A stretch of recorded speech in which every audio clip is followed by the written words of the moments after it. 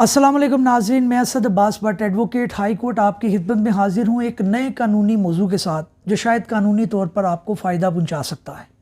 नाज़रीन, without wasting the time अपना एक टॉपिक की तरफ बढ़ते हैं और उस सवाल की तरफ आते हैं जिसके अंदर मैं अपना टॉपिक भी कवर करूँगा। नाज़रीन, अगेन ये जो सवाल जो है वो ओवरसीज़ पाकिस्तानी की तरफ से एक पूछा गया है कि उन्होंने एक पावर ऑफ अटर्नी अपने कज़न को अपनी प्रॉपर्टी पर ट्यूबवेल लगवाने के लिए दिया और बाद में पता चला कि उस प्रॉपर्टी को ही सेल कर दिया गया है, उस पावर ऑफ अटर्नी की बुनियाद के ऊपर ही आगे किसी को सेल कर दिया गया है। और ये वाक़या कोई तकरीबन 5-7 साल पहले का है। वो जो है वो कनाडा में मुकीम थे, नहीं आ सके किसी वजह से, उनकी मसरूफियात अपनी वहाँ पे थी और 7 साल के बाद उनको इस जगह का इस चीज़ का पता चला कि जनाब मेरी जगह जो है वो आगे फ़रोख्त हो चुकी है। नाज़रीन, इस सवाल को भी मैं जवाब दूंगा और मैं साथ साथ आपको ये भी बताऊंगा कि पावर ऑफ अटर्नी जो कि मैं पहले वीलॉग कर चुका हूँ उसका लिंक भी शेयर करूँगा, लेकिन ब्रीफली आपको बताऊँगा कि पावर ऑफ अटर्नी कितने इकसाम के होते हैं। और नंबर 3 ये कि पावर ऑफ अटर्नी के क्लॉज बाय क्लॉज मैं आपको बताऊंगा कि ये आपने कौन से क्लॉज इंक्लूड करने हैं, कौन से नहीं करने, क्योंकि ओवरसीज़ पाकिस्तानियों को ये पता होना चाहिए कि ये पावर ऑफ अटर्नी या मुख्तारनामा इतना इम्पोर्टेंट डॉक्यूमेंट है कि ये आपको दिवालिया कर सकता है और ये अगर आप नहीं भेजते, आपकी ज़रूरत है तो फिर आपका काम नहीं होता। तो it just like a medicine कि आपने कितनी डोज लेनी है। अगर आप कॉपी पेस्ट करके लीगल एडवाइस के बग़ैर, वो लोग जो ओवरसीज़ पाकिस्तानियों के मसाइल को समझते हैं उनको कंसल्ट किए बगैर आप कहते हैं जी आपके 4 पैसे बच जाएं, तो फिर आप ये शिकवा मत करें कि आपकी प्रॉपर्टी पर कब्ज़ा हो गया, आपकी प्रॉपर्टी बिक गई।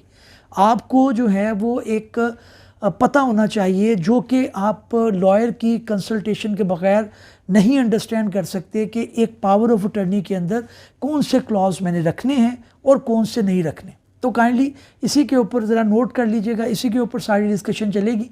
तीनों जो मैंने एस्पेक्ट आपको किए हैं उसको डिस्कस करते हैं वन बाय वन।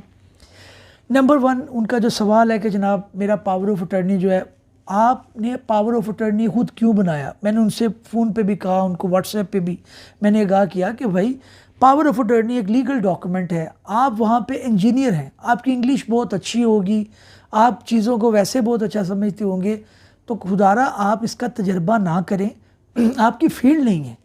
देखिए मैं लॉयर हूँ, खुदा ना हंसता मुझे कुछ मसला है तो मैं डॉक्टर के पास जाता हूँ तो मैं सरेंडर कर देता हूँ कि भाई मेरी फील्ड नहीं है, वो इंजेक्शन लगाए, मुझे मेडिसिन दे, मैंने उसको फॉलो करना है।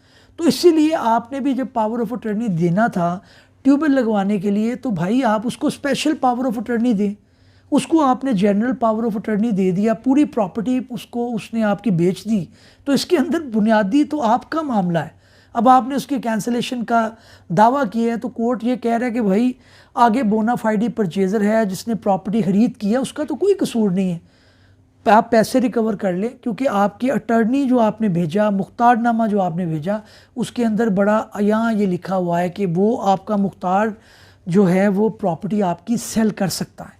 तो ये बुनियादी तौर पर अब इसके अंदर पाकिस्तानी कानून को आप खुदारा इस तरह जो है मरूज़ इल्ज़ाम ना ठहराएँ, उसको जो है वो आप ना के भरा बुला, इसके अंदर आपकी गलती थी। तो यहाँ पे जो दूसरा पहलू है जो मैंने आपको बताया था कि पावर ऑफ अटर्नी बुनियादी तौर पर 2 तरह के होते हैं, एक जनरल पावर ऑफ अटर्नी होता है, एक स्पेशल पावर ऑफ अटर्नी होता है। इसके ऊपर मैं वीलॉग कर चुका हूँ, लिंक शेयर कर देता हूँ, लेकिन यहाँ पे ब्रीफली आपको बताता चलूँ कि पावर ऑफ अटर्नी जब आपने ट्यूबवेल लगाने के लिए, किसी को बिजली का मीटर लगाने के लिए, कोई गैस का मीटर लगाने के लिए या किसी ख़ास मकसद के लिए देना है, तो वो स्पेशल पावर ऑफ अटर्नी होगा। उसके अंदर आपने उसको बेचने की पावर नहीं देनी, नंबर 1। नंबर 2, आप ये जब पावर ऑफ अटर्नी वो हो उसको देखें कि उसने कहाँ पे इस्तेमाल किया है और इस्तेमाल करने के बाद उसको कैंसिल कर दें। आप उसको एक नोटिस करें कि जनाब फ़लाँ फ़लाँ, वो अगेन आपको लॉयर की ज़रूरत पड़ेगी, ख़र्चा आएगा, कोई मसला नहीं, प्रॉपर्टी ज़्यादा महंगी है, तो इसके अंदर आपको रिस्क ना लें। थोड़े आप कॉपी पेस्ट आपने नेट से उठा के कर लिया तो भाई इसके अंदर फिर आपकी अपनी गलती है। अब ये आपने समझ लेना है, जैसे मैंने तस्करा किया कि पावर ऑफ अटर्नी जो ख़ास मकाम के लिए उसके लिए स्पेशल पावर ऑफ अटर्नी देना है। ब्रीफ होना चाहिए, वो जो मकसद लिखा है सिर्फ उसके लिए काम के लिए होना चाहिए। जनरल पावर ऑफ अटर्नी नहीं देना अनलेस कि आपने प्रॉपर्टी अपनी सेल करवानी हो, फिर आपने जनरल पावर ऑफ अटर्नी देना है। उसके अंदर भी इख्तियार ये है कि दूसरी प्रॉपर्टियों का जिक्र ना करें। जो प्रॉपर्टी आपने जिसके मुतल्लिक आपने बेचने के लिए कहा है स्पेसिफिकली उसका ही तस्करा हो। अच्छा, अगली जो बात इसके अंदर आती है वो ये है कि अब आपने क्लॉजेस जो हैं पावर ऑफ अटर्नी के जो आपकी है उसके अंदर क्या क्या चीज़ों को आपने मद्देनज़र रखना है और कोई गलती नहीं होनी चाहिए। एक तो यह है कि नाम और एड्रेस आप प्रॉपर अपना भी और जिस शख्स का आप दे रहे हैं, जिसको आप इख्तियार दे रहे हैं उसका भी।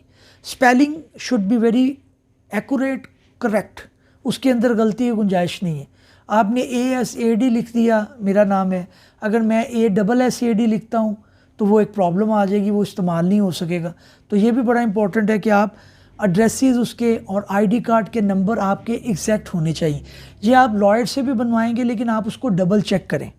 अच्छा, अगला क्लॉज जो है वो ये है कि उसके अंदर आपने जो मिसाल के तौर पे आपकी प्रॉपर्टी नंबर 12 है और आप DHA फेज़ 7 के अंदर आपकी जगह है, तो उसके अंदर लिख दें कि जितनी भी मेरे इसके मुतल्लिका लिटिगेशन होगी उसके अंदर ये पावर ऑफ अटर्नी को इस्तेमाल किया जा सकता है, डिफेंड भी किया जा सकता है और उसके मुतल्लिक जितने केस फाइल करने हैं, सारी प्रॉपर्टियों का नहीं लिखना, उस प्रॉपर्टी के मुतल्लिक जो सारे केस हैं। ये वर्डिंग बड़ी इंपॉर्टेंट है।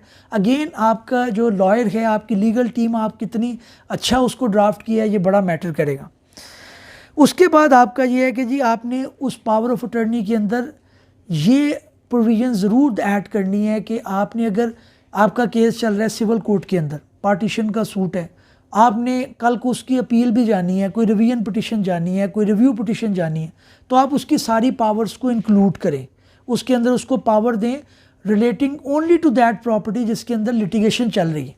अगर आपने अपनी 10 प्रॉपर्टियाँ लाहौर के अंदर वो 10 में दे दी, 10 की ज़रूरत नहीं है, 9 प्रॉपर्टियों का उसके अंदर ताल्लुक ही नहीं है। आप सिर्फ अपनी प्रॉपर्टी की बात करें, जो एक प्रॉपर्टी जो लिटिगेशन में है, बाकी प्रॉपर्टियों का तस्करा ना करें।